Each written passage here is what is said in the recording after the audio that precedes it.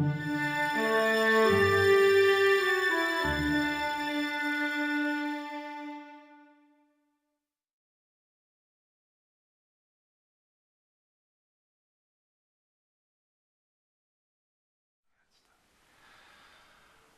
right, tell us how you came up with the idea for this movie, Fresh. Several years ago, I just finished my last documentary, Generation Meds, and I had been sitting on these articles from the New Yorker. I'm a pretty addicted reader of the New Yorker, and there was a three-part article on global warming, and I didn't want to read it because I felt like I knew the issues, and why would I want to make myself feel worse, like scared and guilty, and eventually I read them, and I felt it was so shocking to me that I could, be so privileged and living in such a wealthy country and not do something about this incredibly uh, scary thing that we were creating. It was like such a dire situation, and yet here I was, like, just sitting, like, kind of closing my eye to it because it was too overwhelming. And what I realized is that I was closing my eye to it because it felt like the issues were so complex, the problem was so complex and so big that my individual action was meaningless. That it didn't matter whether I would, stop driving or switch light bulbs or recycle. That it really was meaningless considering, million new people in China might be driving tomorrow. So it was easier to just kind of tune it off, and I felt like in general the doom and gloom of our media kind of made me feel helpless and hopeless, and that it paralyzed me. So I wanted to make a documentary but I also knew, I guess, in a way that wasn't true, that I wasn't just a kind of, we were not just observer of our world, that we are creating the reality in which we live. I mean, it can't be otherwise, right? I mean, we are part of the world. So I felt like I needed to regain that sense that my action mattered, that I was part of the world, and that I should feel a sense of responsibility towards what's happening. Um, and what I found out was that people were doing just really unbelievable things, in energy, in technology, in architecture, and in food. There were just all these beautiful people and beautiful initiatives that were very inspiring and very hopeful and made me want to participate. And slowly I started focusing on food because food is such a great jumping point to start to talk about all of these issues: the economy, the environment, our health. So it was just the kind of natural focus for my documentary.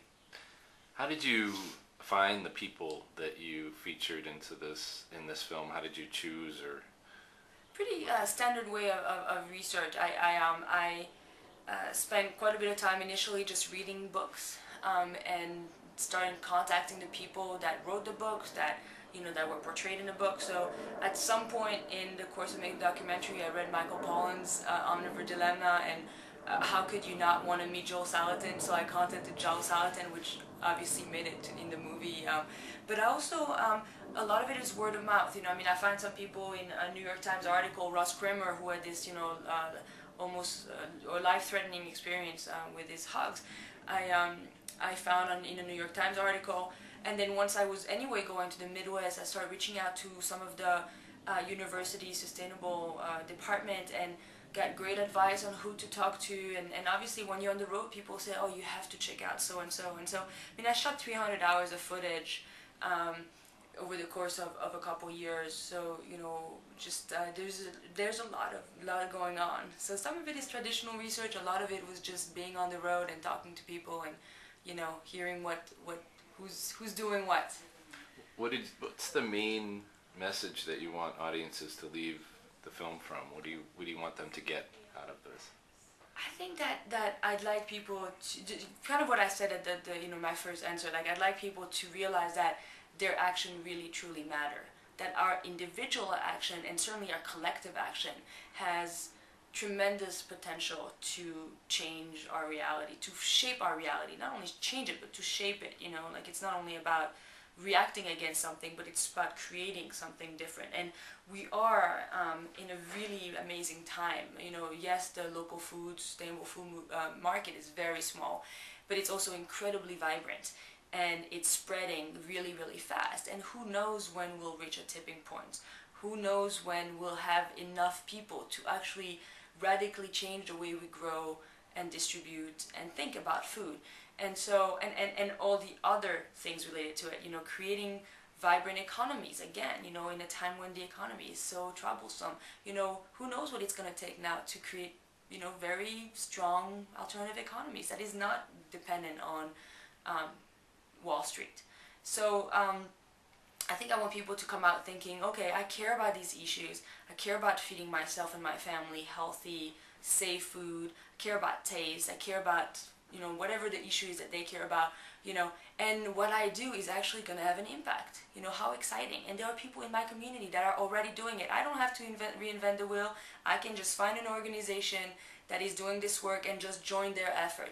Or I can work in my school board, to affect the way my child eats. Or I can go and talk to my council members. Or I can, patronize the right restaurants, or patronize a co-op or a supermarket that actually chooses to sell local food. So, for people to realize that and it's not all or nothing, that it's, it could be just a few dollars a week, it could be just one action, and that really, again, like, we're not talking about some radical change in who they are or what they do. It's just, little things that make a huge difference. So where can people find this film coming up throughout the summer and the fall? Where can they find out more about it? Yeah, well, it's really exciting because we are a grassroots movie about a grassroots movement, and basically, you want to see the film, you organize a screening. We have a great platform on our website on freshthemovie.com where you can organize a home screening. You might just find a home screening in your area.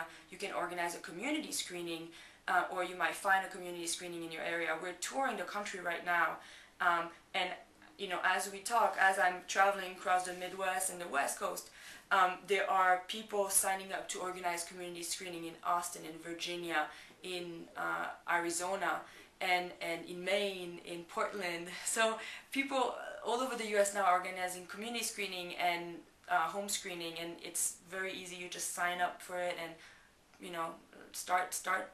watch the movie and start a discussion in your community. Great. Thanks very much. Thank you.